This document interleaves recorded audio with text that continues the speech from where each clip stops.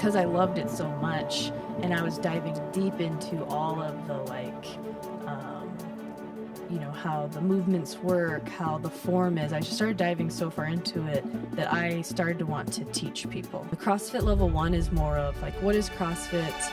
What is the methodology? And here's how these movements are performed. The level 2 goes into taking all of that and then applying it to coaching. About 10 years ago, that was very uncommon. Yeah. You usually did your own programming or you did main sites programming.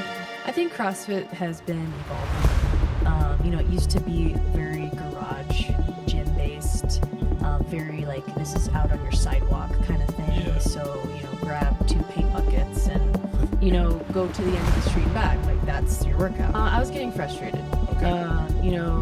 When I first started out, it was fun doing all those things, but yeah, I never really felt like I was gaining more muscle. I don't know how much they weigh. I do know that I can barely lift them. They're just super heavy.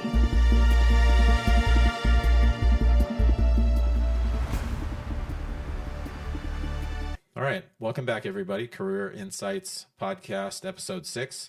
Today, we're going to be talking with Megan. She owns Iron Grip CrossFit. It's a CrossFit gym here in the Tucson area. And we're going to kind of get into what you need to start one, talk about equipment, location, expenses, members, coaches, everything. Well, maybe not everything, but most of the things that you would want to know if you're going to open your own CrossFit gym. So, Megan, welcome. How are you doing today? Thank you. How are Thanks you for doing? having me. Good. Yeah. How's the little one doing?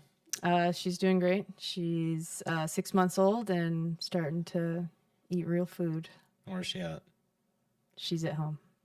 Is Charles on daddy duty right now? Yep. How's he feel about that? Pretty good. He's on paternity leave, so it's kind of nice to be able to leave and have her be at home. Yeah, nice.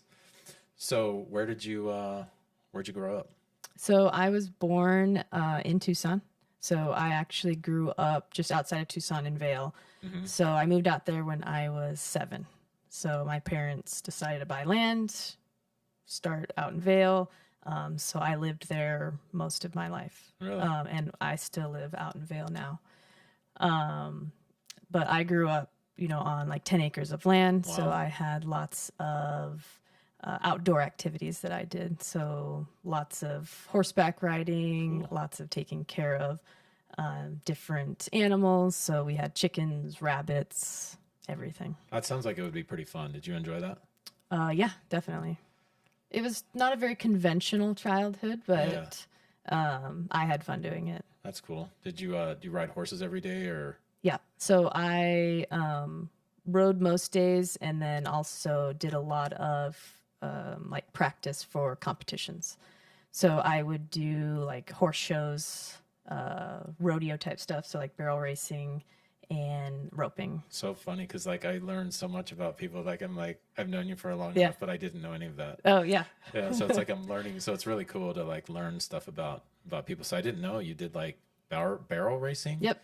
And then did you say roping? Roping. So all right. So this is funny because I saw this thing on YouTube and the guy twirling the Yep. lasso or whatever you call it. Does it just stay in that loop the whole time, or is that because they're spinning it and it stays in that loop? I'm pretty sure that it stays in that loop. Uh-huh.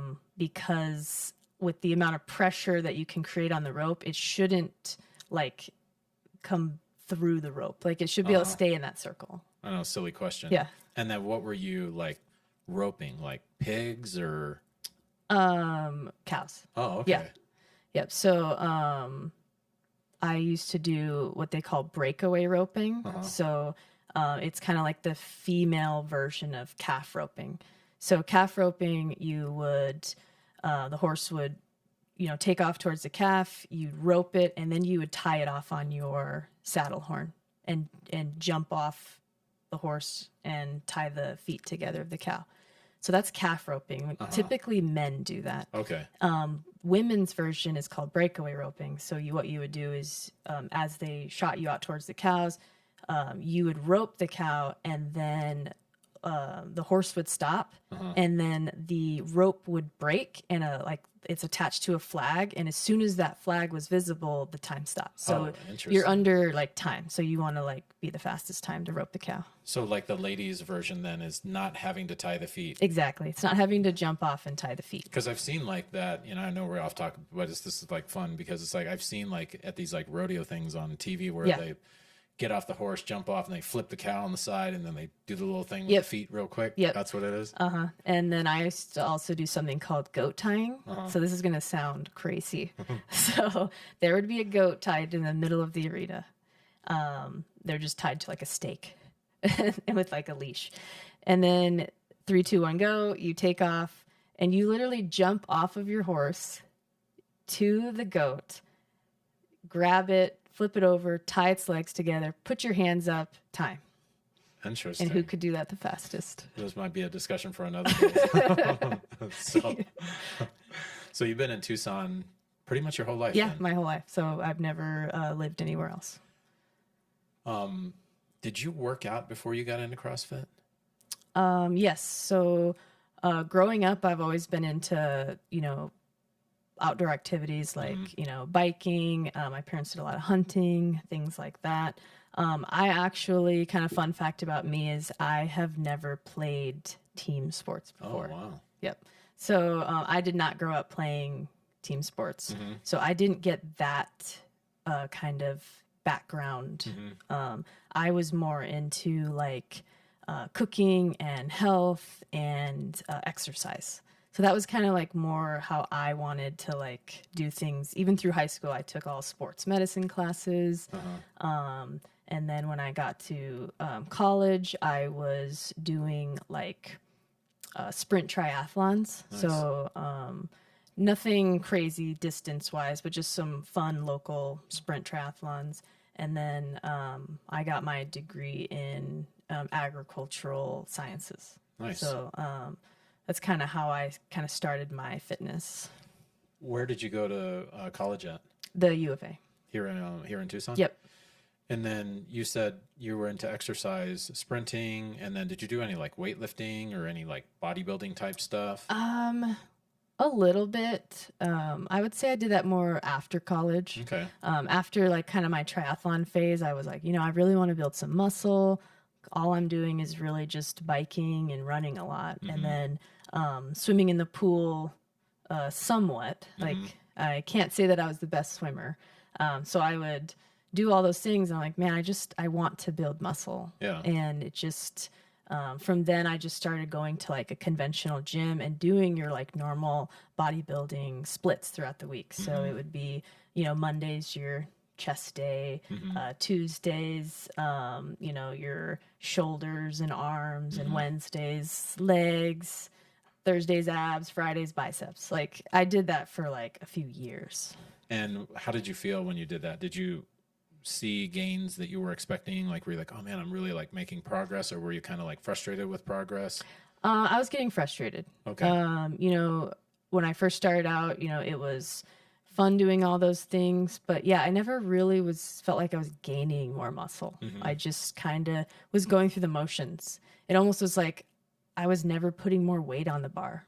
Yeah. Because I guess I just wasn't educated enough to be like, let's start like loading and changing what we do each week, where it was just like I'd make minor changes and it just really wasn't making much progress. There's like a real science to that stuff too. Like, when we're talking about progressive overload, hypertrophy versus strength, periodization and things like that. And it's, if you're unaware of that, which a lot of people I would imagine I was not doing that at all. Same, you know what I mean? And it's like, so you think you're working out, but maybe you're really not getting that intensity that is necessary to like stimulate that muscle growth or something like that. And it's unfortunate that people end up learning that like years down the road. Yeah. And it almost felt like after the fact, like such a waste of time. Yeah. Like, sadly. Yeah. I mean, I was still doing something, but it was like years of just, doing bicep curls with the same 12-pound weights. It's like, I never changed it. Yeah, definitely. I can relate 100%. Yeah. So then at some point you try out CrossFit. Yeah. So I started getting kind of curious about more functional movements. So I went to a gym closer to home, and they were doing more of like movements that included like Olympic lifts and more of your front squats and back squats, things that I wasn't real familiar with because I was doing more of the machines and some free weights. So that kind of like sparked my like curiosity. So I started doing that, and then I started just taking off with it. And then where were you getting that exposure? Were you seeing it online somewhere? Or did you have friends that were into that? Like, how did you get exposed to that where you were like intrigued by it? I want to say just being in a gym that like I could see it. Yep. Okay. Because at that time, the online world of that type of fitness just wasn't quite like it is now. Yeah. Like it's just not in your face as much. So how old are you at this time? I was 23. Okay, so this is quite a while ago. Yep. So when you got that exposure to that, was that at like a CrossFit gym, or was it at a place that was just kind of doing like some type of HIIT training with, you know what I mean? Like, what was that at that time? Yeah, so that was not a CrossFit gym. So it was just a conventional gym that had like a little side area. Oh, okay. That had like the turf, the sleds, the squat racks, the like little Olympic lifting area. So then you get into that a little bit. Yep. And what did that look like? So I started taking their classes, and then all of a sudden I started realizing like that this is something I really liked, and I was really enjoying this challenge, and I was seeing progress. What did you like about it at that time? It was just different. Like I felt it was just so unconventional, and I was like, this is just, everyone's over there like doing their cable machines, and I'm over here, learning how to do cleans and deadlifts. Like it just felt so much better. Like, and I was starting to build the muscle that I wanted. Nice. How long did that take for you to start to see those types of results? Probably a year and a half. Oh, that's pretty good. Yeah. And so what happens after that? Like, do you move to a different gym? Do you stay there for a while? And then like, what's the next step after that? So I stayed there for a while. I actually started showing interest because I loved it so much, and I was diving deep into all of the like, how the movements work, how the form is. I just started diving so far into it that I started to want to teach people. Nice. Like I was just like, I really want to share what I'm learning with others, because I'm like, it's so fun. And I started to actually work there and teach the classes that I had been doing already for about a year. Now, at this time, was this a CrossFit affiliate yet? No. Okay, so did you have to have any type of certification for that, or were you just kind of teaching because you were doing so well? The gym that I started working at did require me to go through their training process. Okay. Yep. And then how long did you do that for? I worked there for probably a year to a year and a half. What was that like when you first started teaching? It was hard just because, I was still kind of new at it. And then, I'm sharing it with others. So, it's just that like, am I doing this good? Yeah. Like it was just hard because, I was fairly young too. So it's like, I'm over here, controlling people's 1 hour, and it's like I'm in charge of that. So I think it took some time to really get like comfortable doing that. Kind of like that imposter syndrome Exactly. or something like that. Yeah, definitely. I think we all go through that at some point. I think so. And regardless of what field it is, it's like you start something new and it just feels like, am I doing this right? Exactly. Am I supposed to be here? Like, do I know enough? All those things. And I worked a lot. I taught classes in the morning, and then we'd have a break, and then I would teach classes in the evening, and I would do this Monday through Friday. Wow. How many classes a day? Like 4 or 5? Probably 5 to 6. Yeah, that's a lot. But it does teach you a lot. Yes. As a coach. Oh yeah. For sure. So you enjoyed coaching back then? Oh yeah. And so what happens after that? Like where do you stay there for a year and a half, Yeah. and then what happens? So after that, I just kind of, because we were doing, CrossFit style movements and they weren't calling it CrossFit, they were doing just some functional training. I wanted to do more of CrossFit. Like I wanted to get more into those style of workouts because what we were doing started to become very repetitive. They had their structure and flow of it, but it just was getting like, I wanted to do more. Yeah. So I started to like dabble into CrossFit gyms. So I kind of tried out a few just to see how it felt. And then I ended up leaving my job there and going to a CrossFit gym nearby. And I started to work out there as like a member. And then I slowly got into coaching there as well. So when you were at the first place that was not a CrossFit like affiliate, Right. were you kind of like watching like what was going on CrossFit.com and like learning the methodology a little Absolutely. bit more? Oh yeah. Like Okay. I was studying it so much that I felt that that's not what we were doing there. And that's what I wanted to do. What would you say was being missed at that time based on what you were learning? The constantly varied movements. Okay. Yep. It just didn't have the heavy days, the short, fast workout days, or it just didn't have the variety that I was looking for. Because of how much I studied CrossFit, I was like, that's what this is all about. So let's define CrossFit for people who are watching that might not even know what the, like the general definition of CrossFit is. Do you want to go ahead and give that? Yeah. So, I mean, CrossFit is functional training. So you're not using like machines and things like that. So it's constantly varied functional movements. And basically what you're doing is blending your conditioning, your regular like bodybuilding lifting into Olympic lifting, into gymnastics, into endurance training. So it's like a blend of everything. Performed at high intensity, so to speak. Yes. Yep. So at this new place that you go to, you're a member there and then eventually you start coaching?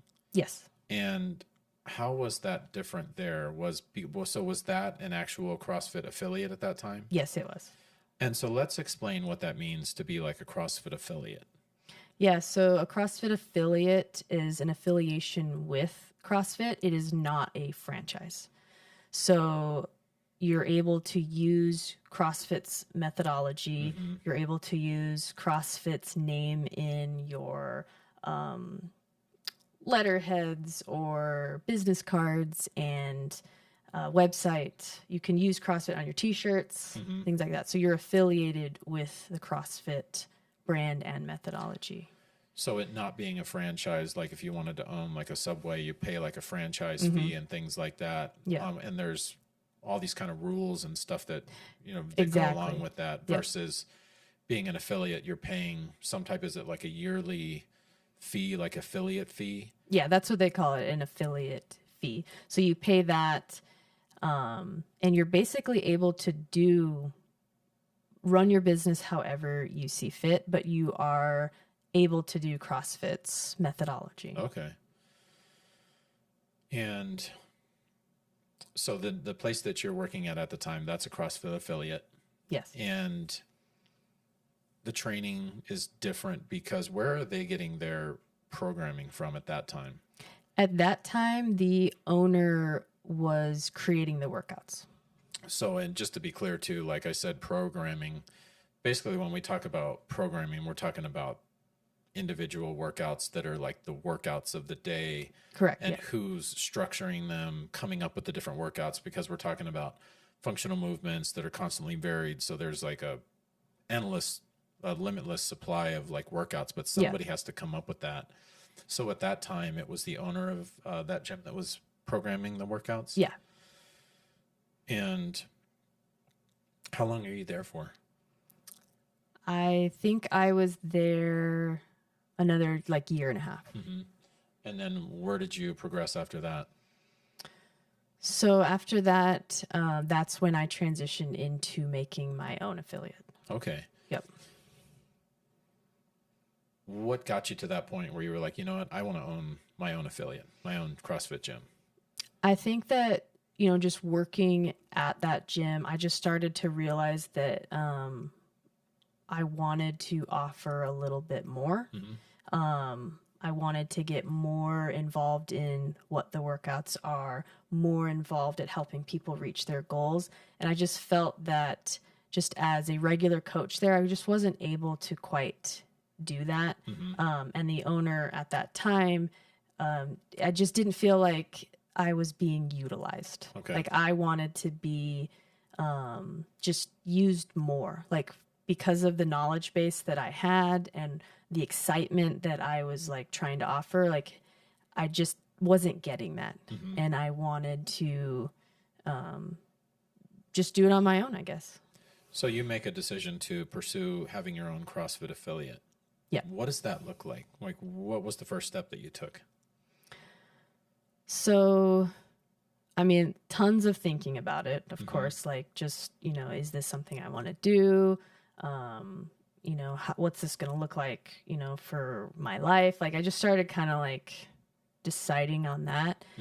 And then it's not super challenging to get a CrossFit affiliate. The barrier to entry is not too hard at this time. You kind of submit a letter, submit some names that you want, and some, I can't remember the fees at the time. And then you just kind of wait for CrossFit.com to approve it. Okay. So you give them like the address and all that, and you start looking for like insurance. That kind of was the start of it. But before that, I did need to have a business. Like I needed to have an LLC. Okay. At that time, so to own a CrossFit affiliate, let's just go through the different levels of certifications you can have through CrossFit as a coach. What would those be? So currently, they have changed quite a bit since I've done this.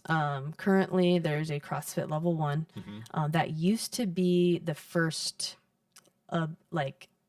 ability to get an affiliate. Okay. So if you had a CrossFit level 1, you were in good standings, you could start a gym. Got it.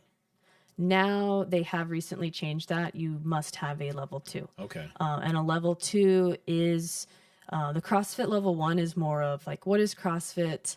What is the methodology? And here's how like these movements are performed and how to create them for that high intensity and form and movement and all that. That's what the level 1. The level 2 goes into taking all of that and then applying it to coaching. Okay. Like how do you help people make change in their movements and become better moving at what they're doing and get better at their lifts or their endurance and stamina and all that. So the level 2 really like dives a lot deeper in coaching people and into like class flow as well. Like how do you, give the best like hour of people's day. Okay. So that's kind of what the level 2 goes over. So currently now it is required to have a level 2 to start an affiliate. And I think that's a good idea. I think that was a great move for CrossFit. Yeah, for sure. And then beyond that, there's a level 3 and a level 4.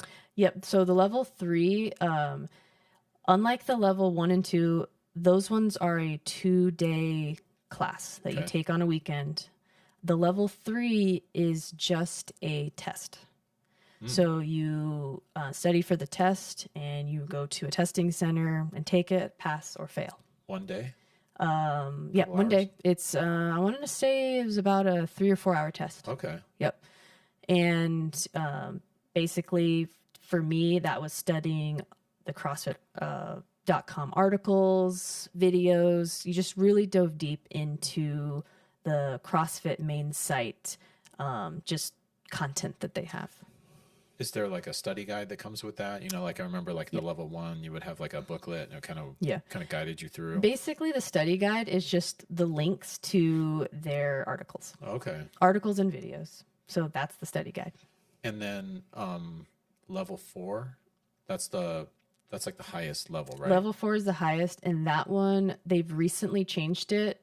It used to just be for seminar staff, and now the level 4 is open to current level 3s. Okay. That you would schedule a session, you would go to a gym of their choice, and you're set up to teach 2 back-to-back classes.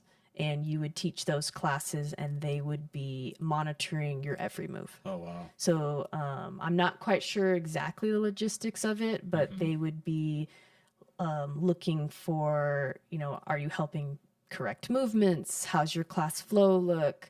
Are you able to help people move throughout their workout, scaling options, things like that. So that's what the level 4 is. And it's actually a very low pass rate. And if I understand it correctly, as we move up in levels, like there's a limited amount of level 3s, but there's even like just by nature, because it takes a long time to get to that point. But then in addition to that, at a level 4, it's even fewer level 4s. Exactly. Yep. Level 3, more and more people are starting to get their level 3 because the level 2s are expiring. Oh, okay.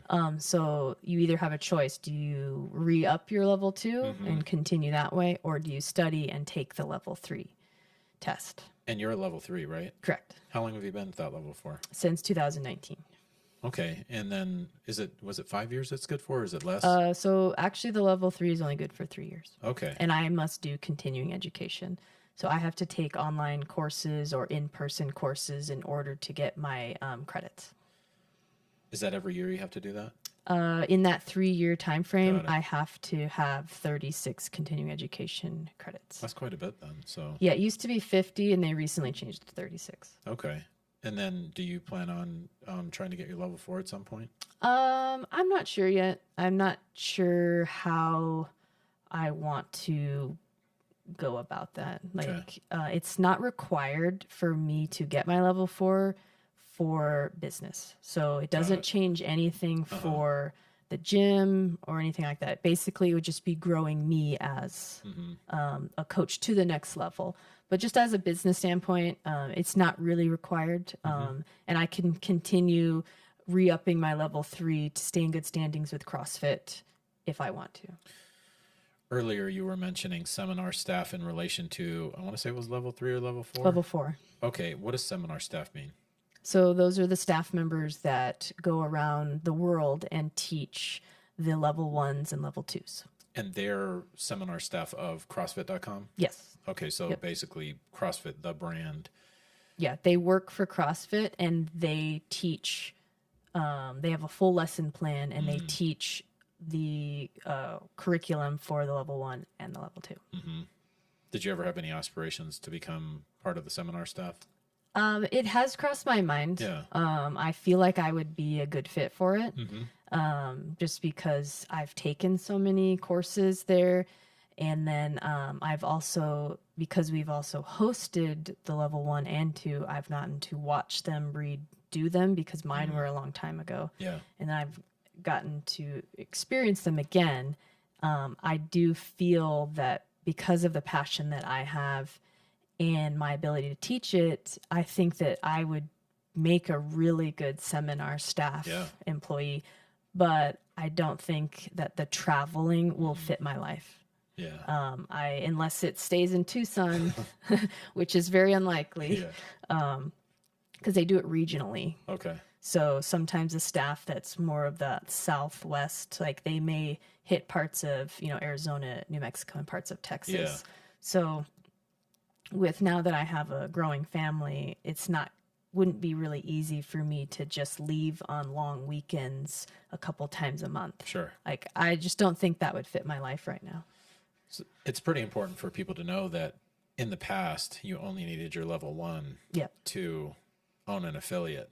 But now that you need a level 2, that like upped the barrier of entry, which I think it's a good thing.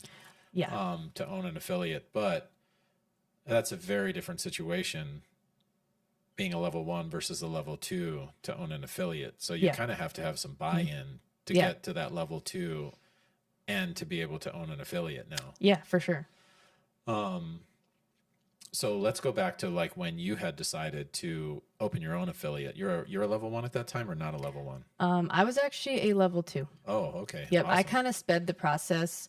They say you should, coach for, at least 6 months to a year, which I had been doing already. And then the level 1 didn't expire for 5 years, but I ended up just doing it the next year Yeah. because I was like, I want this real bad. Yeah. Because like I was obsessed. And so I just went and got it. So I actually had my level 2 already. Nice. So with that, then what was kind of like, was it location? Like what's happening at this point when you're like wanting to open your own affiliate? My goal was to stay in this more like area of Tucson that was kind of that southeast area. So I really, that was my goal. And if I wasn't able to do that, I really didn't want to continue. Like I wanted to stay in this area because I knew how much it was growing. Yeah. Especially at that time. And did you have an location in mind, or was there already one existing? Like, how did that work? So I started to look online, and actually I kind of did it the old-fashioned way, and I started to drive around. Oh, okay. So I drove around and started looking at buildings that looked commercial. So I would just get in contact with the people who owned them, and I probably was a little pushy. Like I started to be like, what building is that? Is there tenants in that? And I would go in there and like talk to the tenants. So, I mean, I was kind of one of those people that kind of maybe overstepped a few boundaries to just find a space. And what were you looking for at that time? Did you have like an idea in your head, like size wise? I wanted high ceilings. I wanted it this big. Size wise, I didn't have a perfect idea. I just knew that it couldn't be too big because I didn't really have any money yet. Like I wasn't having any income from it. So I didn't want to like overdo my square footage and be paying per square foot and not making that up quick enough. Yeah. But I definitely wanted high ceilings because, rope climbs were an important part of CrossFit. And then obviously we needed a bathroom. So it needed to have those things and a concrete floor. Yeah. Yeah, that's pretty important for dropping barbell, heavy barbells and stuff like that. I was trying to think like, so like you kind of have to have an idea of like, okay, like projection of like members and like how much you're charging and things like that. Are all these things going through your mind at this time? Oh, absolutely. Yeah. And talk about that a little bit. And I was trying, because I was leaving another affiliate, I was trying really hard to not pull members from their gym. I didn't want to start my business stealing business. Sure. Like that wasn't my goal. My goal was just to create my own gym and just have people start flocking to me. And I would imagine that it would just be a natural result of someone at one gym opening another gym for people to just naturally migrate to this other place because they like you or whoever that other person is. Yeah. And I would imagine that kind of puts anybody in like a tough position, when that's happening, but you can't stop anybody from wanting to. And CrossFit in their kind of affiliate motto, I guess, or way they do it, they do believe in survival of the fittest. Oh, okay. So they don't say that there's a certain mileage that another gym has to be, or they don't put stipulations on any of that. So if there's affiliates literally in the same shopping center, that's not CrossFit's problem. That's whoever is starting their affiliate wants to deal with. So eventually you find a place. Yep. So I found a place not too far away from the place I was working at.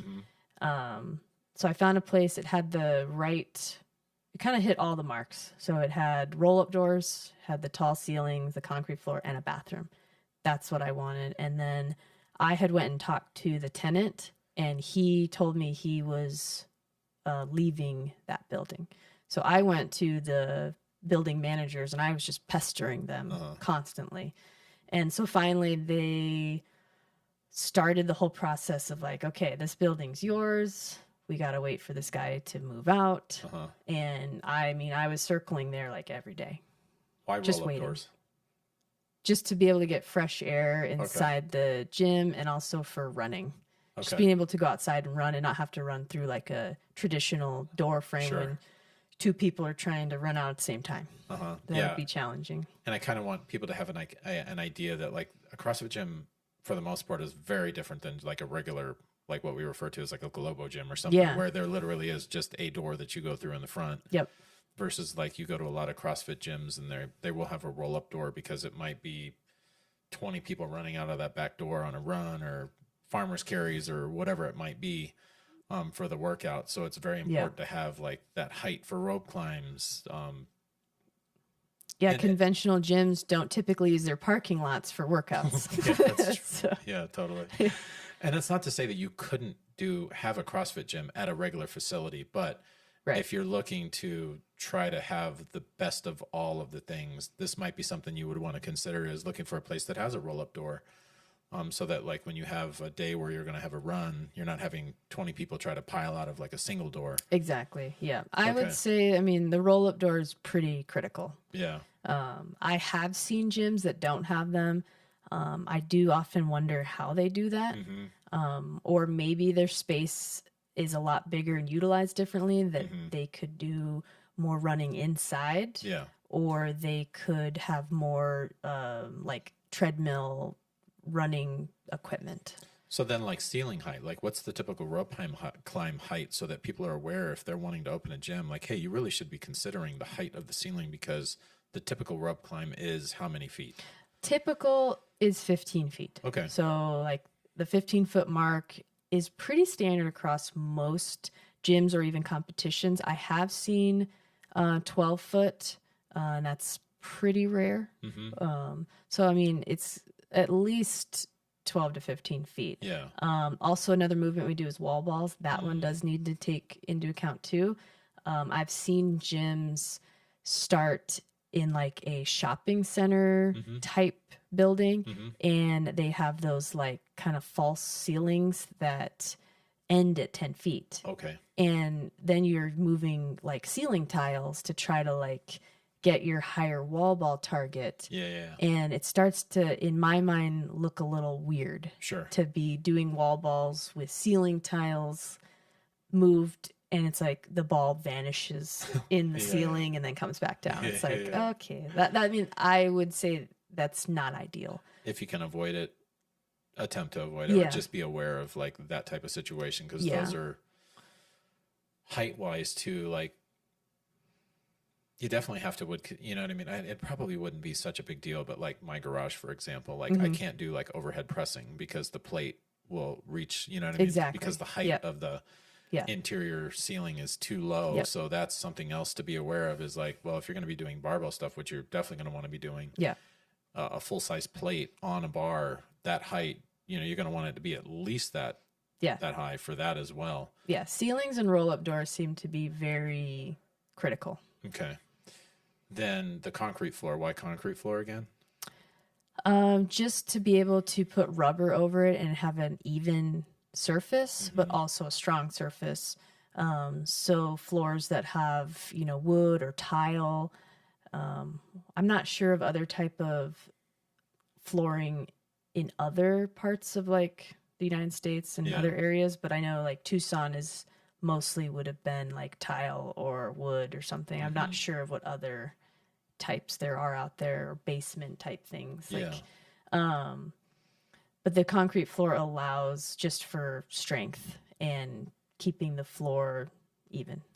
And that rubber flooring that goes over the top, that's very common in almost any CrossFit gym. Yep.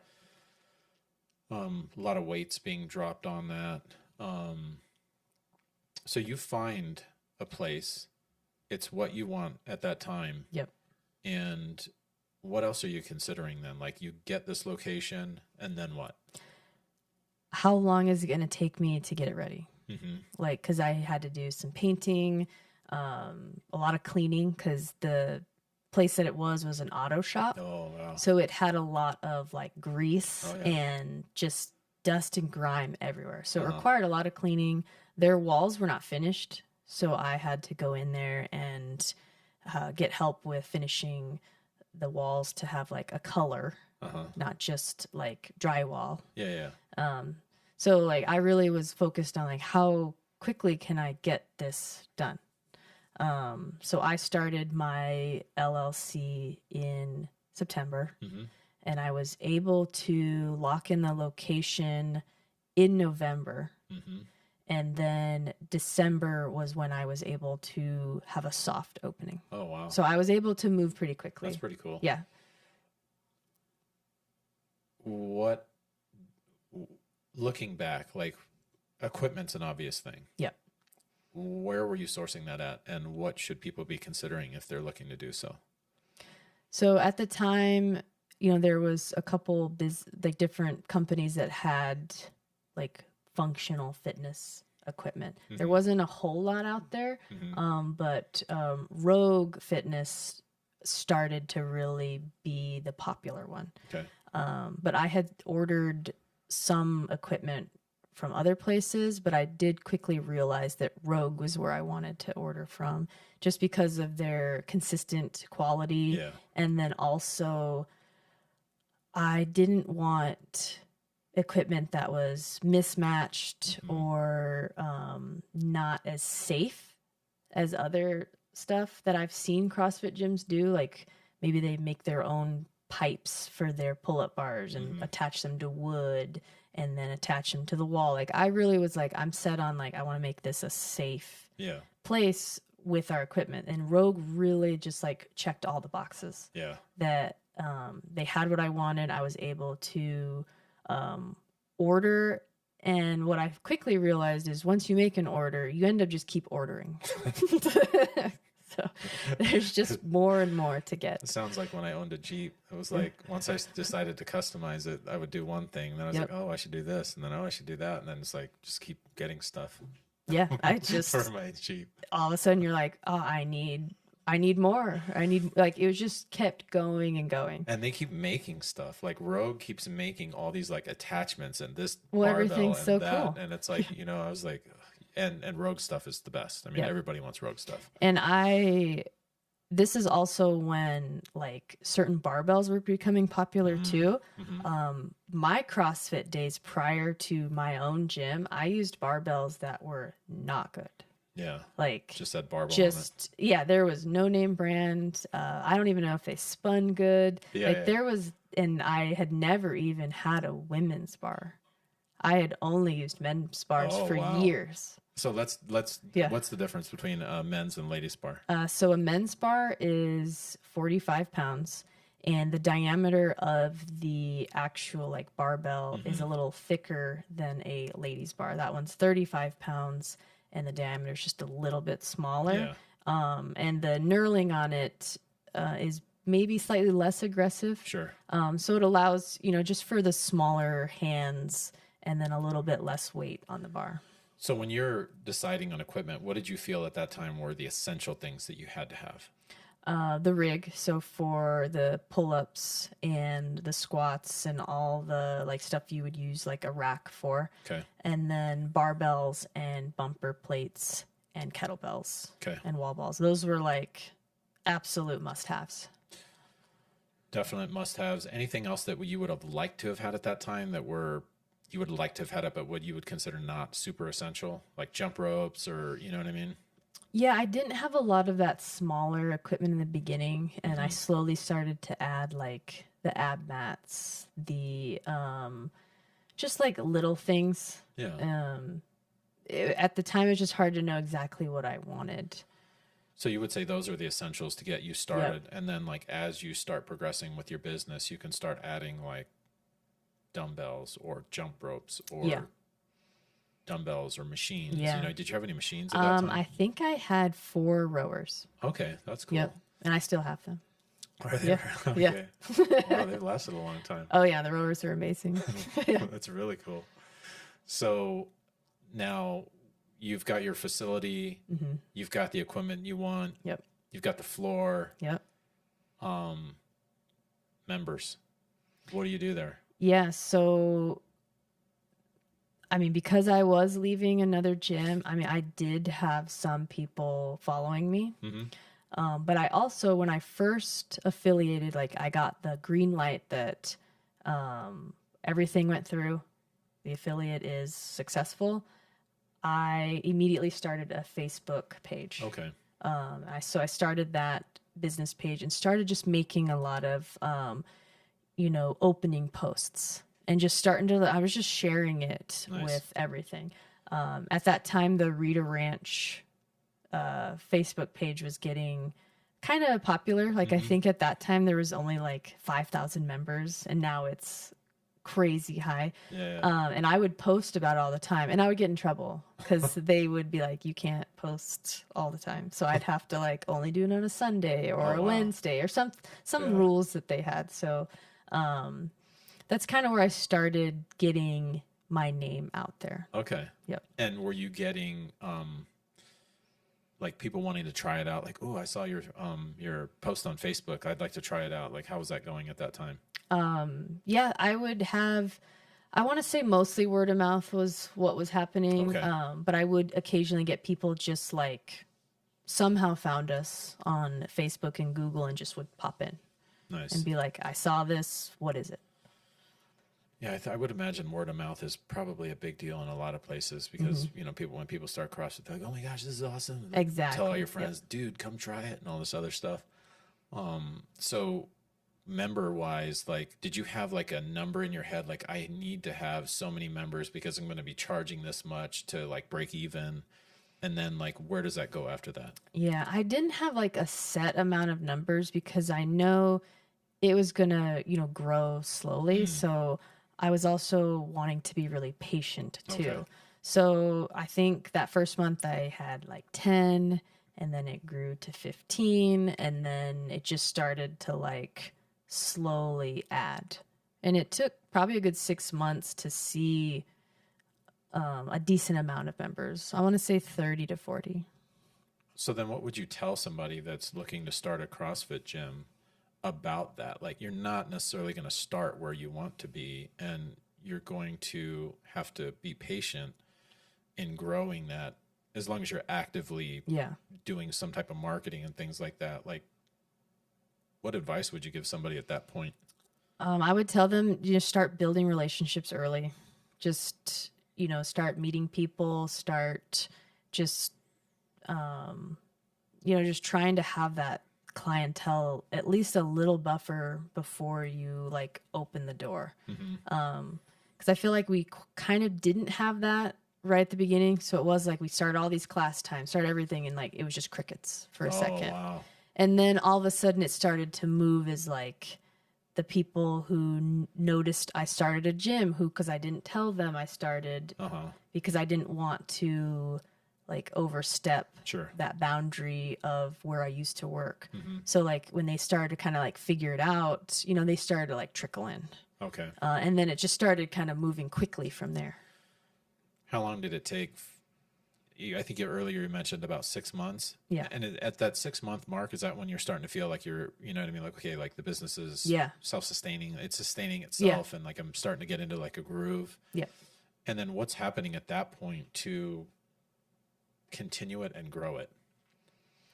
So at that point, it was just, maintaining our consistent class times and, just offering, the services that we had originally like talked about as like, we're trying to offer fitness and help people reach their goals.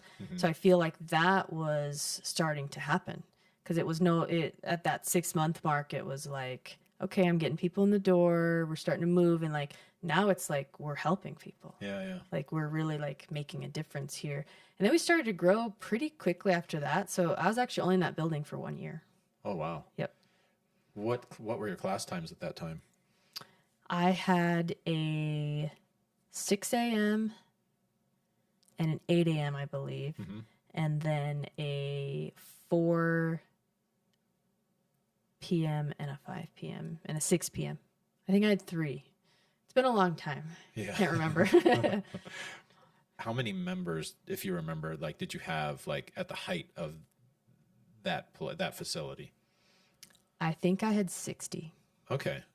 And was that like good for that facility, or was that like, oh, I wish I'd had a little bit more, or man, we were doing really good? I was starting to grow out of it. Okay. It was getting too cramped. there just wasn't enough space. There's only one bathroom, Mm-hmm. and everyone in CrossFit needs to use the bathroom before they start the workout. Yeah. So it's like one bathroom just is not enough. Yeah.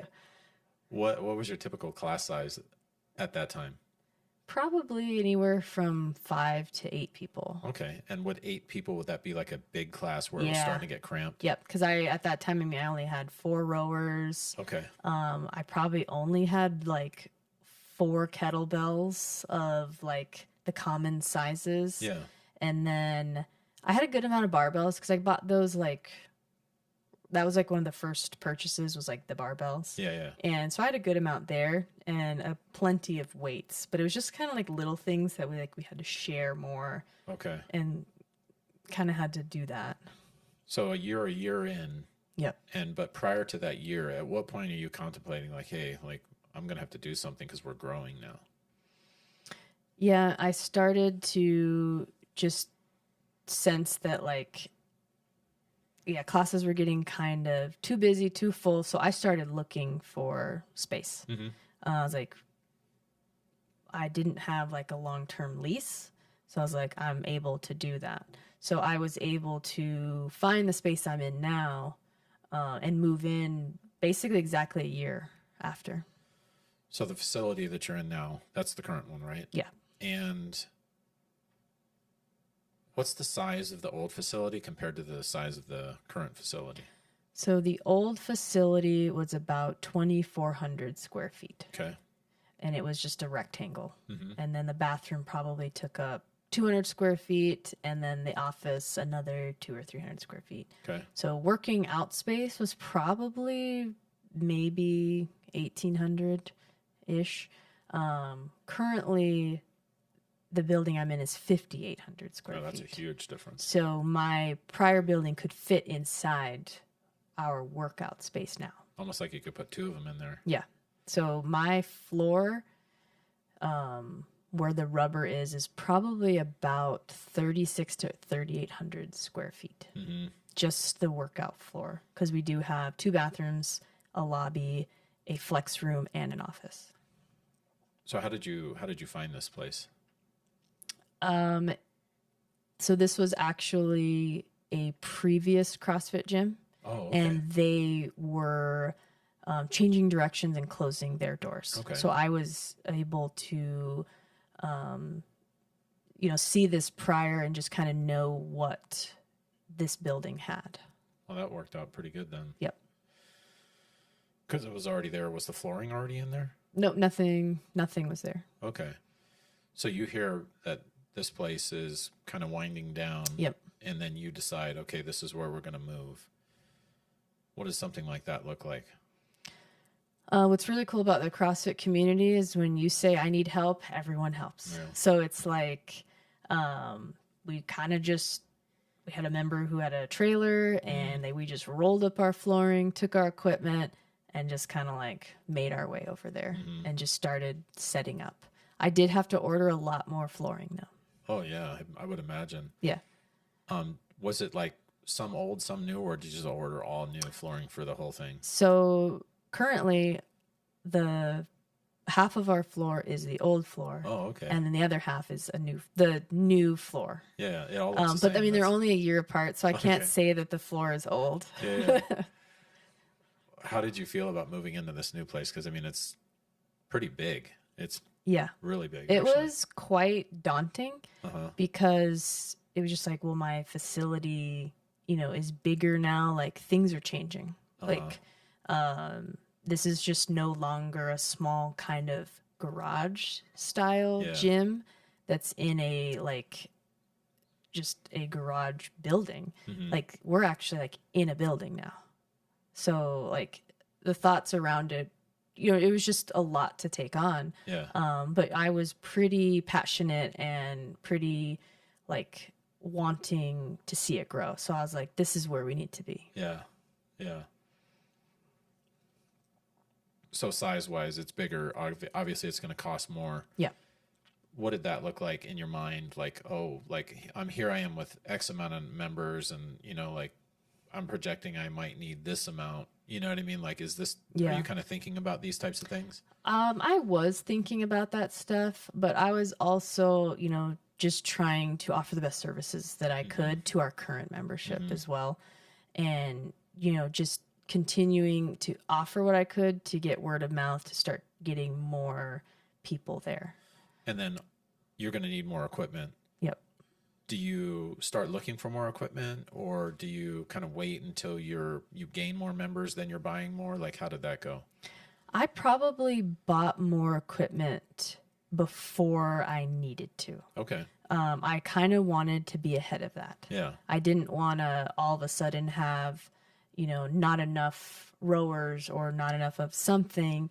So I tried my best to stay ahead of those purchases. It was still, hard to do because it's like, well, everything cost more. Sure. So everything just, I think I was winging it. I just was like, we need more equipment and get going that way. What did you start off buying? Like when you had the opportunity, what did you pick up next? So the more flooring for sure, because Okay. we needed that. I had to extend our rig space. Okay. So I started out with just like a 20-foot rig, and I ended up ordering another like 20-foot rig to attach to it. Okay. So that was the main purchase, was the rig, the floor. And then I think slowly I was just adding barbells, kettlebells, and plates. And are you paying for this as you go? Or are you financing it through Rogue? If you're buying it at Rogue, or like, how's that I going? was paying for it as I went. And what would you recommend? Obviously, usually like going into debt is probably like the last resort, but sometimes people are going to have to do that. Yeah, for sure. Were you open to that, or were you like, man, I'm really going to just pay for this because I don't want to have that hanging over my head? Yeah, I really wanted to pay for it. It's just like what you just said. I just didn't want that debt lingering. Yeah. But I mean, looking back, or, advice to someone, it's like, it's just, if you have to go in a little bit of debt for this, I mean, that's just part of business. I feel like that you may have to make some of those sacrifices in order to get what you need to create, the most, or like the best workout space. Yeah. Like, you may need to invest that way too. Yeah, I would imagine it would be very different from like your path where you were at a gym and then you decided, oh, well, I'm going to do my own thing. Yeah. Versus like, well, I've not really ever been a member at a gym. Well, I guess these days, since you have to be your level 2, you would definitely be a member. Yeah. So let me think about that for a second. So you're almost going to kind of know what you're getting into at that point, because in the past you could have been like, well, I've never really done CrossFit. I'll go get my level 1 and I could just open a gym. That would be a lot different than, like a path like you would have to have today, where to get your level 2, you'd have to have CrossFit experience at that point. I would say that I don't think there's any way around it. Yeah. That you would need to be exposed to CrossFit, because a level 1, when I took my level 1, there were people in that class who had never done CrossFit before. Like, they just signed up and were like, this looks cool. And honestly, I just don't feel like people like that should just open a gym. When I did my level 1 too, it was the same thing. There was this girl there and she's like, I've never really done CrossFit before. And I'm thinking, why are you here? Like, what are you doing? Like, how do you end up just taking a level 1? But I guess CrossFit's a big thing. You know what I mean? Oh, I'll take my level 1. Yep. And I mean, I guess they wanted to spend $1,000 and have their weekend full of CrossFit. I mean, which is cool, but also like, what are you doing? Yeah. It was a little weird. Because, when I did that, they of course asked like, who's coaching? Like, who wants to coach? Like, they would make their rounds, and some people are like, well, I've never even done any of this, and it's kind of like, what are you doing? So let's go back to the old facility, because I didn't ask you about that. How many coaches did you have at the time? So it was just me and a co-owner. Okay. We were the only coaches. And then when you go to the new facility, the current facility, you two, and then do you start looking at more coaches at that time? Yeah, we started because our classes were getting busier, more full. I think we had maybe added a class here and there, like a class time. Mm-hmm. So we weren't necessarily looking for coaches, but we had members who expressed like that they had coached at other gyms and that they were interested in maybe taking a class here and there. Okay. So like in my mind, I'm just thinking out loud. Yeah. Like if I wanted to have a CrossFit gym, I would kind of have in my mind like, oh, well, I would offer these classes like 5, 6, and 7, 4, 5, and 6 p.m., right? Yeah. But it sounds like it might have been a little bit different for you. Like you had you had classes in your mind, but like when you went to the new facility, obviously you're anticipating more members. Yeah. But do you wait for the current classes to fill, or do you start offering new classes and then fill them up? Oh, this is a tough question. I think that I did try to offer some class times, even if ours weren't full, just to have the attention draw. Sure. So I had a noon class back then. It wasn't super full. So I guess did both. I allowed classes to fill to decide to create more class, but I also would make a class to see if I could draw in like people who either weren't members or maybe that worked for their time all of a sudden. So I guess both. So looking back now with the knowledge that you have, what would you suggest to somebody looking to set a schedule if they're opening a gym? Yeah. I mean, for a CrossFit gym, it's pretty standard that you do a morning schedule and an evening schedule just because a lot of people want to get their workouts in before work. And then a lot of people want to get their work-ins or work out right when they end work. So they're trying to so you almost have like a split day. And that's pretty common for most gyms to have that. I did take into a lot of account of like school schedules. So I have, or like businesses that are around that people work at, like what time are they like leaving their work? Yeah, that's good. And school schedules. So just because this area that we're in, there are a lot of schools in this area. So I was trying to take that into account. It wasn't easy because half the schools have a certain schedule and the other half have another schedule so that because of their buses. So really, I just had to decide on a class time. It was hard to just consider every school schedule. I would imagine like when you're thinking through this, like I'll have two hypotheticals then. What would you think about this? So it's like 5, 6, 7, and 8 morning, 3, 4, 5, and 6 evening versus picking 2 a.m. classes and 2 p.m. classes. Obviously, if you have more classes, you're going to have more members and more coaches and things like that, potentially. Looking back, like what would your suggestion be? Start small, grow into those, then expand, or offering a wide variety, hoping that they're going to fill. You know what I mean? My suggestion would be to start small. Okay. Like fill those classes and then slowly try to add another class and just see, what that draws. Just because, the more classes you have, the more time that it's going to take to have a coach be in that class. And also that is another opportunity to have like a backup coach. So there's just so many more logistics for adding just more classes. So like for a beginning CrossFit gym, less might be more in the beginning. And then you can just keep reassessing every quarter or every 6 months just to see how it's going. And then, if they're filling, like add another one and see what happens. I mean, I've kind of been all over the place just testing. Yeah. Programming. So workouts at the first facility that you were at, what was happening then? And then what is happening now? So when we first started, we were creating our own workouts. Okay. So we were building our own program and having our classes run off of that.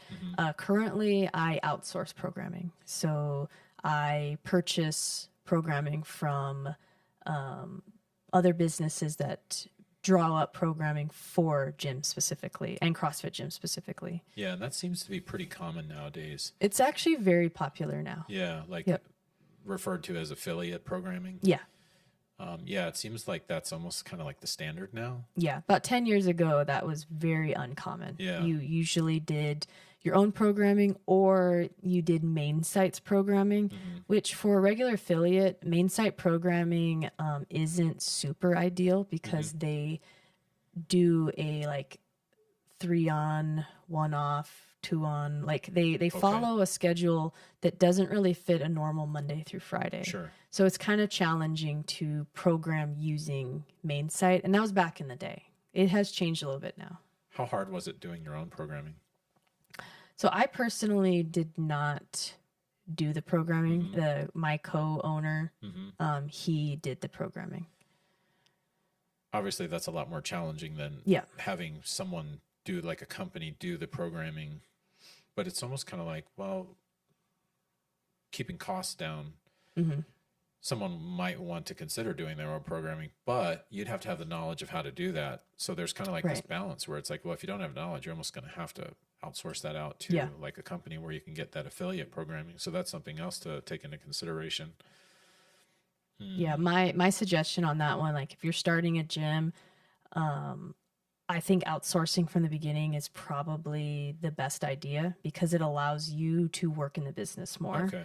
It allows you to, have more member contacts, Yeah. Start to grow you as a coach and grow your relationships with people and not have to necessarily worry about the programming. Okay. So that would be my like suggestion to someone just from the beginning, just so that you can have more time on your hands, is just outsource it. So something we didn't talk about earlier when we were talking about equipment is there's always the used option. A lot of times you can find good used equipment. And I've heard of, stories of like other gyms, hey, this one's closing down. We're going to sell all our equipment. We're offering it at like a discount. Do you have any opinions on that? I mean, I'm all for, repurposing, equipment to use, but I also am one of those people that likes consistency with the way things look. So, I like to have all of our medicine balls and kettlebells matching. Yeah. So if I'm looking at used equipment, sometimes they don't match. So I like disregard. Sure. Like someone will tell me like, hey, this whole lot of equipment is like super cheap. Like you should go look at it. And I'll like see the post on Facebook and it doesn't even look remotely like what I have. And I'm like, I'm just not interested. Yeah. Like I'm at the point where I can kind of be a little more picky and make sure that I can match and be consistent with what we have. Yeah. Instead of having, all this mismatched or different colored stuff, I feel like that just creates confusion. Yeah. Especially for members, because it's like you tell them to go, grab a 35-pound kettlebell and one of them's yellow, one of them's black, and one of them's red. It's like, well, which one are we grabbing? There's something to be said about that consistency, like if you're able to do it financially. You know Exactly, what I mean? yeah. Because there's nothing wrong with the other way, but at some point, maybe you're going to get, somebody opening a new business, they can work up to get to that point. It does feel good. It looks, it definitely gives the impression, especially if everything's like orderly and everything like that. Yeah, it just looks so crisp having like matching equipment. But I mean, there's nothing wrong with necessarily starting out with used equipment and then slowly, I mean, you can resell it. I mean, most of this stuff doesn't really deteriorate that quickly. I mean, a kettlebell, and I mean, those do pretty well. Like you could probably sell one pretty easily. So equipment wise now, you have quite the variety of machines. Yeah. They seem to be pretty essential at this point. Yeah. Like, what do you think about like prior not having machines versus now? It's almost, do you think that that's attributed some to like the programming style now? Or, you know what I mean? Or is it just more like variety? I think CrossFit has been evolving. It used to be very garage, gym based, very like this is out on your sidewalk kind of thing. Yeah. So, grab 2 paint buckets and, go to the end of the street and back. Like that's your workout. Or so it has evolved so much now that, machines are a big part of it. And it also allows for consistency. Yeah. So, if you have to do a certain amount of calories on a machine, you're doing that output. Like it's exact. Like it's not, an uneven piece of equipment or an unmeasured distance. Like it's consistency. And that's where CrossFit wants, being able to be consistent so you can keep measuring Yeah. and seeing progress. So that's why I feel like CrossFit has evolved to allow for that to happen, so you can continue to see change. Yeah. Whereas if you were continuing just to, do your things out in your garage with, what you have around the house, sometimes it's just not as measurable. Yeah. So the primary machines, assault bikes Yep. and rowers. Then you have like ski ergs. Yeah, those ones are not as popular, Yeah. but the rowers and the air bikes are definitely becoming it's an essential part of CrossFit programming. Pretty much like a must have at this point. Yeah. One or the other, or ideally both if you can. Yeah, for at sure. some point, because you can kind of interchange. Like if the workout says, X amount of calories on a assault bike, you can transition that to a rower if need be. Like if you have all rowers and you don't have a bike, you can pretty much just.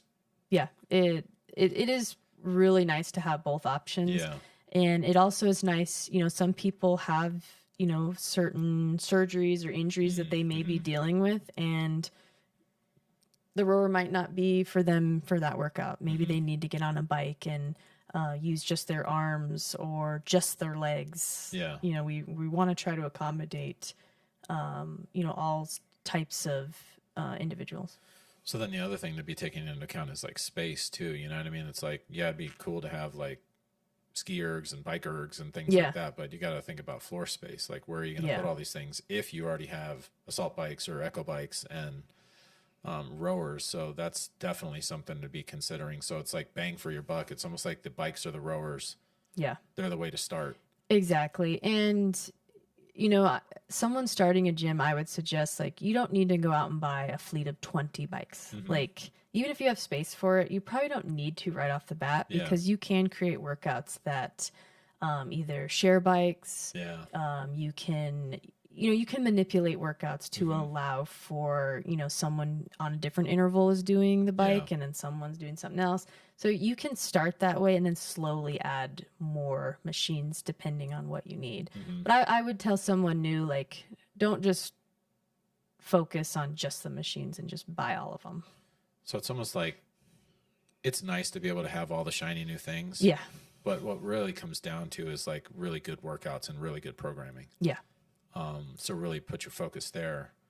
And as you grow, if you don't have the money up front, the capital to buy assault bikes or rowers, maybe you buy them one at a time or a couple at a time, find them used. Cause I found a good used assault bike on either Facebook or Craigslist. I can't remember. It's like brand new. You know what absolutely. I mean? Get smoking deals. So just kind of keep an eye out for that stuff. So like going to the business side of things, like what do you have to do to drive like traffic to the place for new members? You know what I mean? Are you marketing any kind? Like what's that look like from the business perspective? Yeah, so I still believe, this is kind of like, CrossFit has always kind of been like this, that word of mouth really is some of the best ways that we've gotten people. Our location specifically is pretty close to an Air Force base. So that also does draw quite a few people because, families are moving here and they're looking for a gym. And, we're pretty high up on Google and, we pop right up. And I try to manage my Google page to make sure that everything is up to date. Okay. There's pictures of the facility. It's very easily to access our link to sign up and get more information. So I want to say Google has been really helpful with that. Facebook, I feel like, is a hit and miss. I don't get much from Facebook. Yeah. I've tried running ads in the past, and it just ends up costing, not a ton of money, but it just didn't get where I wanted. Okay. I just never really played around with it enough because it never felt like I was getting anything. I always felt like I got more from just getting people to bring their friends in and just trying the gym out or offering a free community event. Something like that just seemed to get more people excited about it. Yeah. I have tried some advertising, like the shopping carts have like my logo and phone number and everything on it to get started. Yeah. And it was mostly just members messaging me saying they saw me on the shopping cart. I rarely got like a person inquiring and saying, Yeah. I saw your name on the Safeway shopping cart. Like it never happened. And I've also tried like school bulletins. I Yeah. paid for that stuff and I've just never gotten anything out of it. So provide a good service Yep. and it'll almost kind of Exactly. do it for you. People bring their friends and family. Yeah. And actively like try to engage in things like that, like community style, like family and friends day Exactly. or free Yep. trials. Yep. Things like that.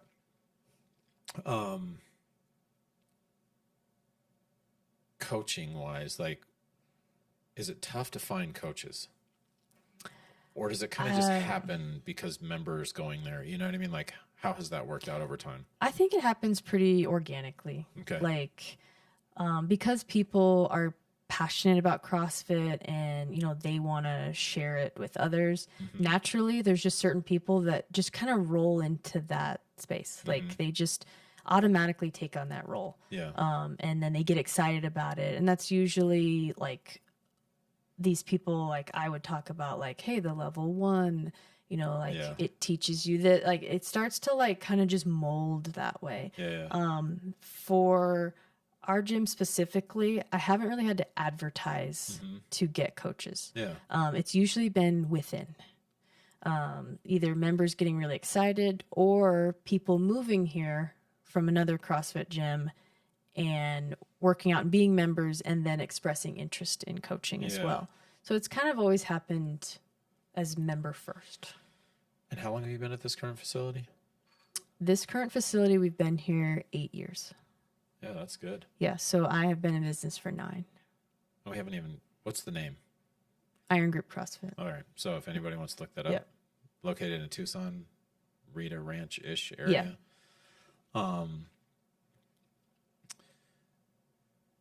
What's kind of like next? Like, what do you feel like is next for Iron Grip?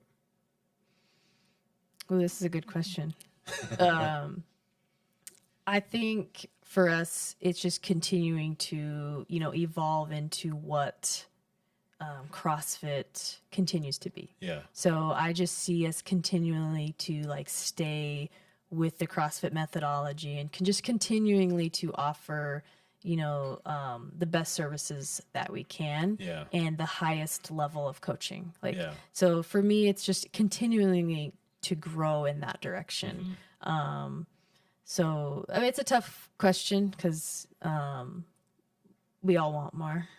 Yeah. Yeah, definitely. Yeah. Well, I guess there would be a point where you can almost get too big. Yeah. You know what I mean? Like, because then you almost kind of lose that personal, like that Exactly. personal connections with everybody. Yeah. And I feel like right now it's at a really good place. Yeah, I really like where our membership numbers are at right now because just like what you said, I can maintain a lot of relationships with people. Yeah. I can continue to, you know, offer these services without them just getting washed out. Yeah. Like it's not just so many members that I'm starting to like lose track of who's who Yeah. or you know, I know everyone in the gym and, you know, if you start to grow to a place where you don't recognize people in Yeah. your own gym, I feel like that might be taking a few steps back unless you figure out a way to manage that. Yeah. But I've heard and also experienced that in that like 150 range is a really good place for you to maintain relationships Okay. in your mind. Like you're able to connect with people. Once you start pushing past 200, 300, you just can't quite maintain those relationships. Yeah, I can't even imagine what that would Yeah, look like. it's like your body just has a block. Like you just can't quite maintain 300 relationships. I mean, at that point, it's almost like you have 2 classes per slot or something like that. Yeah, it would be just 5, 6, 7, 8, 9, 10, and then 2, 3, 4, 5, 6, and 7. Like Wow. you'd have like just classes, very few breaks. Yeah. And you would just have classes just running Yeah. almost all day. Well, you sent over some pictures of kind of like through CrossFit. Yep. Let's take a look at those. And let's see. Pictures are up.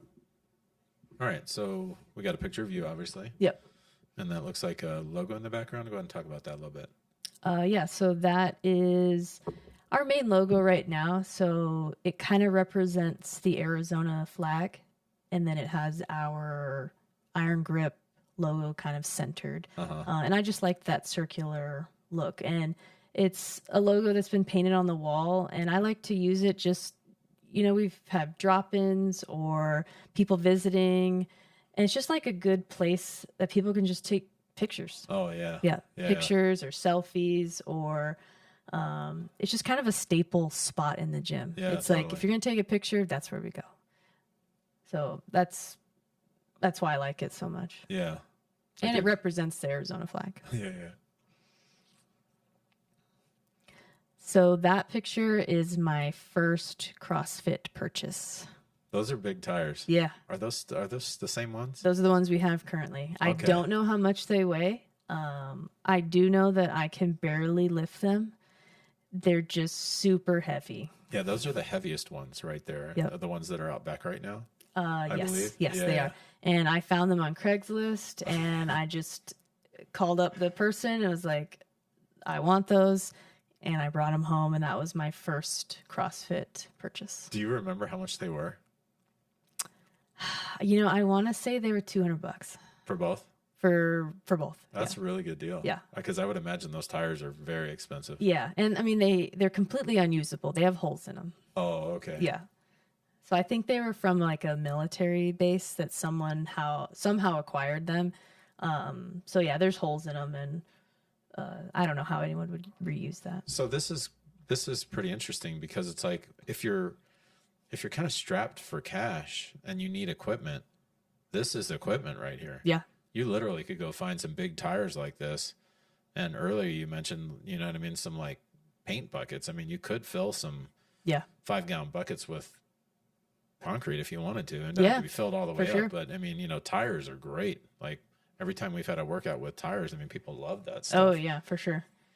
And I also, my first 4 boxes for box jumps, I made them. Oh, really? Yeah.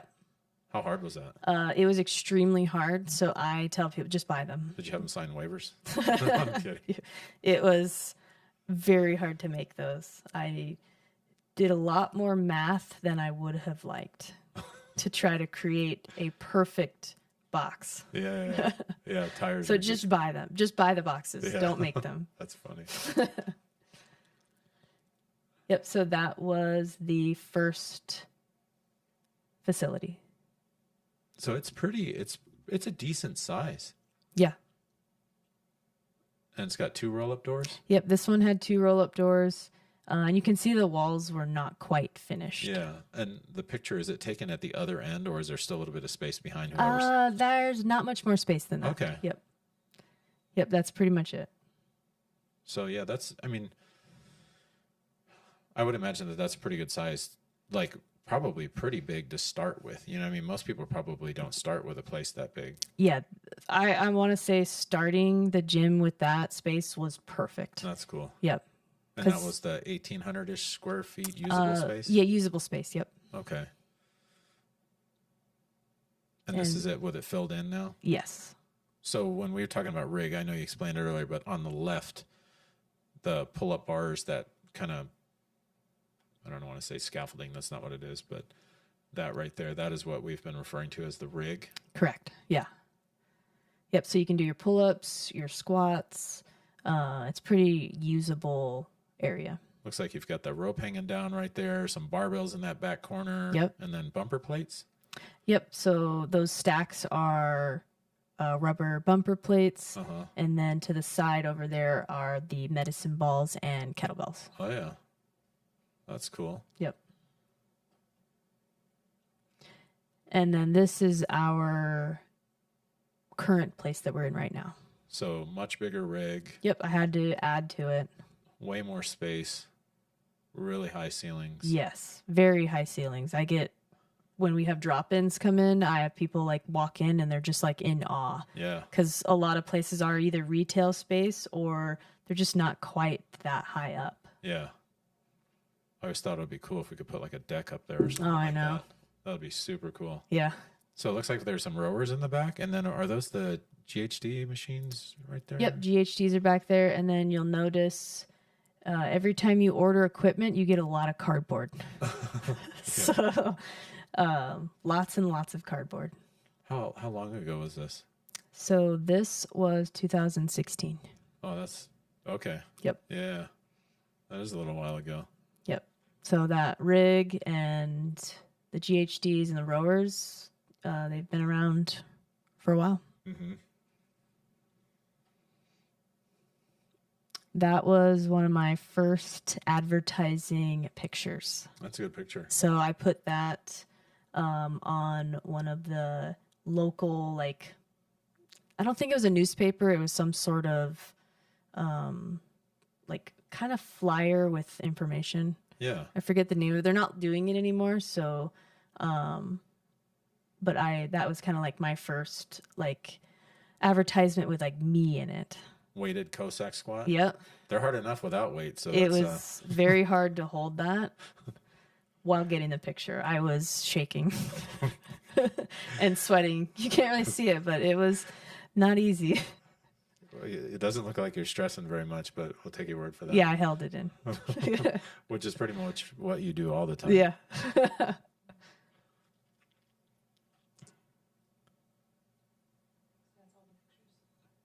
Okay, we're at the end? Yes. All right, so what advice do you have for anybody that's looking to start a CrossFit gym that we haven't gone over already? Like, is there something that, like, man, looking back, I should have done this, or I wish I would have done that? This is a really good question. My advice is just, follow your heart and just do it. Mm-hmm. Just dive into it. Like, I know it seems really scary and there's just, a lot of factors. But if you find a good space, and you have, good people behind you, it's just like, just start it and just see how it goes. Nice. Yep. Well, I appreciate you coming by. Yeah, for sure. And thanks for this. Yeah, it was really good. Yeah, this was awesome. All right, and everybody that's watching right now, if you have any questions for Megan about anything that we've talked about, you want to know a little bit more, or if there's something that we didn't ask and you'd like to know about, just let me know and I will ask her, and then I'll put it in the comments. Any other types of gyms that you're looking to do, or anything other type of fitness that you're interested in, you might want to know about, just let me know and I'll see if I can get somebody on about that. But thanks for watching, and we'll see you in the next episode.